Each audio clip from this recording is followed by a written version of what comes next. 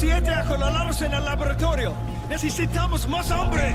On paper, Call of Duty Ghosts has everything it needs. There's plenty that can be branded new, including new modes, new maps, and new guns, yet using the word new in relation to Ghosts is almost disingenuous. The sequel generates little excitement. It's the kind you play because it's familiar, and you know what you're getting. How can we help? Command needs more men on the front line! Due to an embargo, we're unable to comment on the Xbox One version of Call of Duty Ghosts.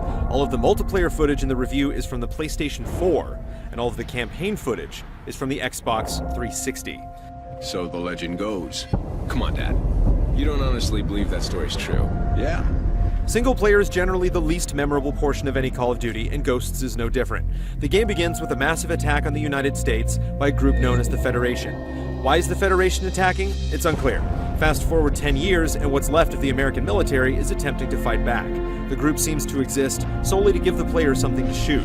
Rather than making you feel like you're thwarting a significant threat, every encounter amounts to little more than target practice. You look lost. We're not lost. Looking for you. Throughout the story, you encounter the Ghosts, a squad that, for some reason, seems like the best hope for victory.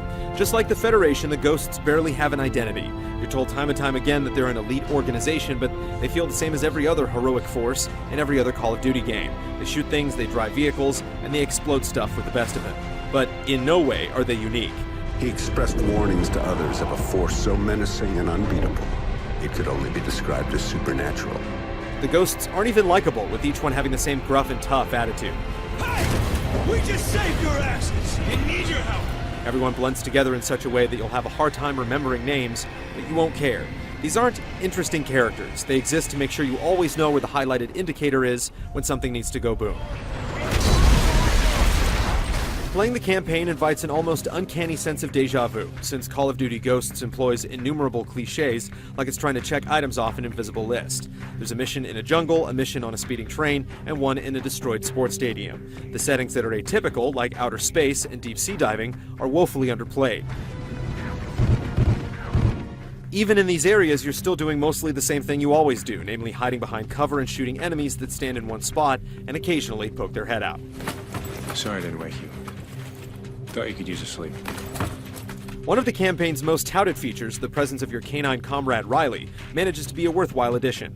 It's novel using the pooch as a weapon, either by controlling him directly or by commanding him to attack while you stay in cover. Every Call of Duty game has you killing things behind the scope of a rifle or manning a turret, but this is the first time you can bite someone to death. It's darkly comedic and appropriately vicious. Riley doesn't appear much outside of the first few missions, which ends up working in the game's favor. He shows up just often enough to make his appearance noteworthy. It's too bad that you hardly interact with Riley outside of combat, which makes him feel more like an accessory than a companion. The game fares better in multiplayer, although mechanically Ghosts is largely the same. New modes tried to distinguish Ghosts from other Call of Duty games with limited success. One of the best additions is a smart variation on Search and Destroy. The new Search and Rescue allows you to revive teammates as long as you snatch their dog tags after they drop. As in Kill Confirmed, the scramble for dog tags enhances what was already a great mode with a stronger emphasis on teamwork. Your team is more likely to stick together since tags are easier to grab if everyone is in a group. Like Search and Rescue, Safeguard is another smart mutation of a previous mode. Based on Survival from Modern Warfare 3, Safeguard has you and up to 3 teammates fighting waves of enemies as you try to hold out for as long as possible. In Survival, you purchase weapons and equipment between rounds, but in Safeguard, new weapons are acquired from crates that appear scattered across the map. It's a welcome change since it adds tension, forcing you to choose between staying safe or putting yourself at risk for a new gun. Another clever change is that weapons now level up. Enemies occasionally drop stars that will make whatever gun you're holding more powerful, and you have to coordinate with your team to decide who needs the extra level the most at any given time. Other new modes also remix past ideas, but not as effectively. In Blitz, each team scores by running into the opposing team's zone. It's capture the flag without the flag. Giving everyone the ability to score reduces the mode to a mad rush. We're winning this fight! SATCOM active. The equally flawed Cranked is a deathmatch variant that puts you at odds with teammates. After a kill, you have 30 seconds to take someone else down before you explode. Since self-destruction is always the most pressing concern, it's almost impossible to work as a team. It's just too chaotic to be enjoyable. Finally, Squads amounts to little more than glorified combat training. You can customize AI squad members and then use them to square off against another player's crew. It's fine for what it is, but it won't be long before you want to return to less predictable human opponents. The drill's under attack! Extinction seems like Infinity Ward's answer to Treyarch's popular Zombies mode, but it plays much differently. Whereas Zombies has you surviving an endless assault for as long as possible, the goal of Extinction is to destroy a set number of alien hives and then escape via helicopter. This process involves a large drill, which you have to carry from hive to hive and defend once it's planted. Ideally, each of your team members will pick a different class, like an engineer who can repair the drill more efficiently, a weapons specialist that can do more damage, and so on. The mode's crippling flaw is that there's no reason to replay it once you've finished. As soon as you realize a well-rounded team is crucial and sentry guns destroy pretty much anything, Extinction is fairly easy. Since there's only one map and always the same goal, you can see everything Extinction has to offer in a day. The mode is a good idea, but it doesn't provide any reason for players to come back. The way Ghosts looks doesn't help sell it either. Small changes like better lighting and more convincing sounding weapons are certainly appreciated, but Ghosts doesn't look or feel much different than the original Modern Warfare. This is less true of the PlayStation 4 version, where the 1080p native resolution puts a nice shine on aging tech, but the game doesn't provide the next-gen wow you'd hope for. There's no way you ever could. I'm proud of you. Both of you. That's all well and good. Call of Duty Ghosts is certainly not a bad game, but it offers few surprises. Although Black Ops 2 wasn't always successful, it felt like it was conscious of stagnation and attempted to push the series forward through player choice in the campaign and the introduction of the 10-point system in multiplayer. By comparison, Ghosts seems almost afraid of screwing anything up. This is a series that once redefined first-person shooters with the seminal Call of Duty 4 Modern Warfare, but Ghosts has little interest in change. If you're looking for more of the same, you'll get it, but not much else. Is each other. We're ghosts. Keeping fans engaged each and every year is difficult for any annual franchise. Call of Duty is a franchise that's definitely fighting that battle right alongside the likes of FIFA and Madden. Annual iterations happen when a game is a consistent performer, and numbers don't lie. Call of Duty is certainly successful, but it's competing in a more crowded FPS market with some serious outside competition for gamer mindshare. With Grand Theft Auto 5 seizing the money-making, fastest-selling crown, can Call of Duty Ghosts take it back? Infinity Ward, the game's developer, is placing its bets this holiday, and it's up in the air whether or not Ghosts will emerge victorious. Not like you remember it, huh? Tried and true, the Ghosts experience is divided into single-player and multiplayer. The campaign, while still partially shrouded in mystery, looks set to hit its trademark bombastic action movie moments in a war-torn America. However, it's the multiplayer that keeps people coming back months after they finish the campaign. Like each year, no radical changes have really been made to the multiplayer suite. Sure, there's a volley of new weapons, perks, kill streaks, and more, but the core mechanics and gameplay are the same. Bottom line, it's gonna feel familiar. One of the biggest changes is that Infinity Ward aims to move the fight back down to corridors, transitioning away from the aerial UAV and heavy air support, demolishing players as they spawn. The UAV is now a ground-based, deployable reward. No more aiming up and spinning in circles. Perks are now in an 8-point system, and there are more than ever. Less powerful perks have a lower point value, while more powerful ones have a higher value. Equip as many as you want for a total of up to 8 points. This should, in theory, allow for a customization system with more flexibility and balance.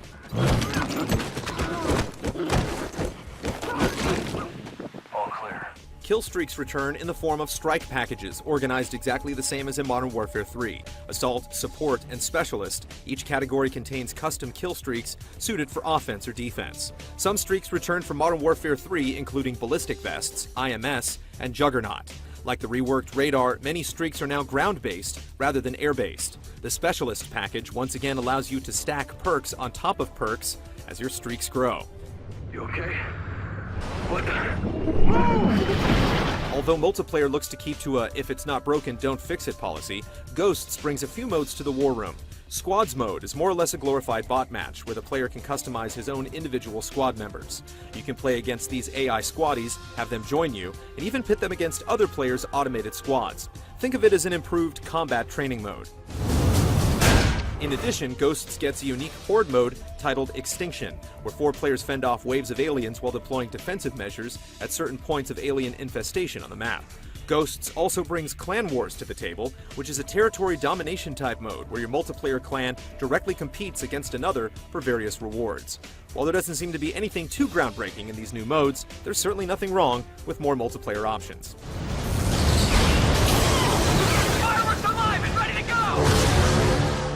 Yes, Call of Duty is a household name at this point, and it does have a legion of fans that will purchase the game rain or shine.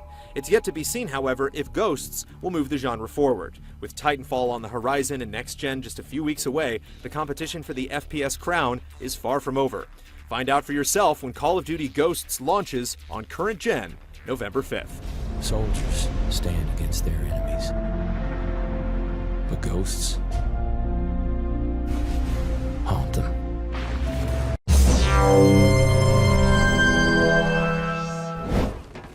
Friendly Oracle overhead.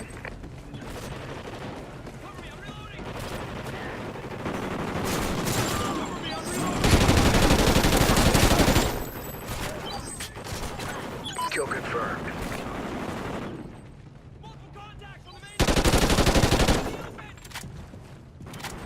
Enemy SATCOM spotted. Kill confirmed.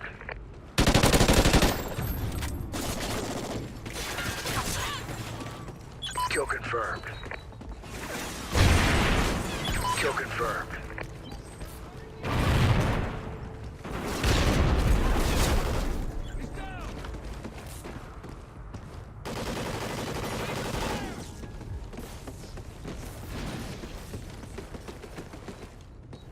Contact!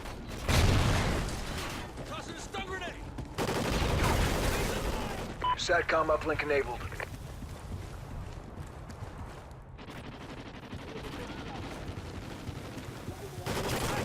Enemy down!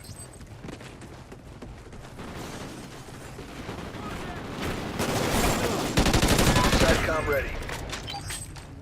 Kill confirmed.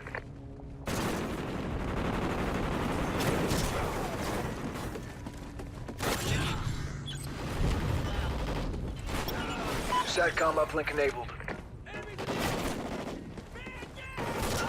Friendly SATCOM active. Enemy SATCOM spotted.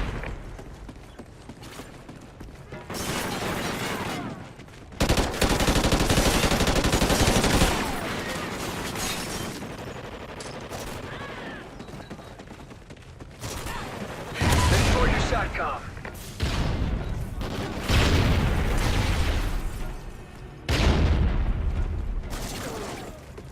Kill confirmed. Kill confirmed. Kill confirmed.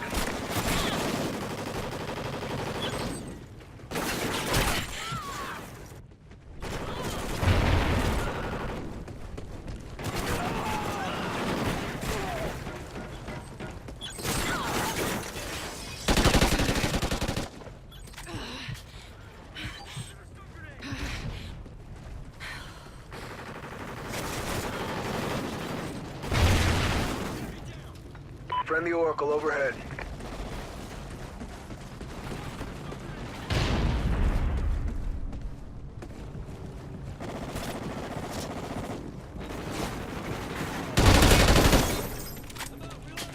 Kill confirmed.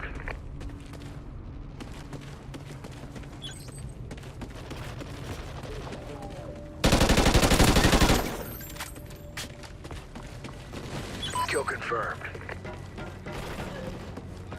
We're in the lead. SATCOM uplink enabled. Cover me, I'm reloading! Nice work, Ghosts. Well done.